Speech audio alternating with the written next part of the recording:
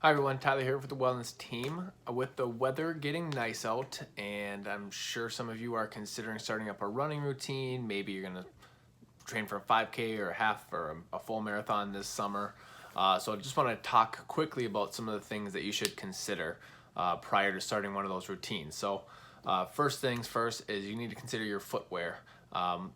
What quality footwear are you using? Is it worn out? Has that pair of shoes maxed out on the amount of miles that they should have? And we're gonna have some more information about that coming up in next month's newsletter. But that's probably the biggest thing is treat your feet.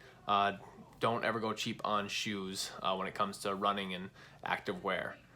Number two is starting off slow. So if you haven't been running since last fall, maybe you got a couple in this winter, start off slow. It's okay to walk, run.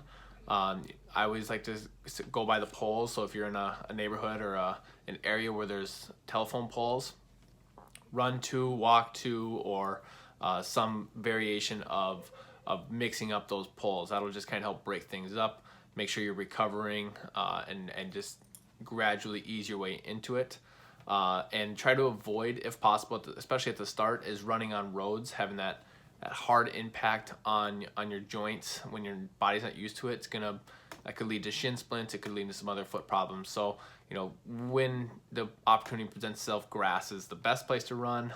Trails are okay, but again, watching that even surface and making sure your footwear is proper is going to be important for that. So and lastly is you need to strength train. If you're gonna have a running routine where you're gonna run all summer long and all fall, you need to strengthen those muscles that you're utilizing outside of just running. So if you have questions on what you should be strength training, how you should be strength training, stop by one of our wellness lunches and bring those questions up to us, or directly interact with one of the health mentors, whether it's myself, Brad, or Jesse. So consider those before you start your running routine, and we're going to have more information on that in next month's newsletter.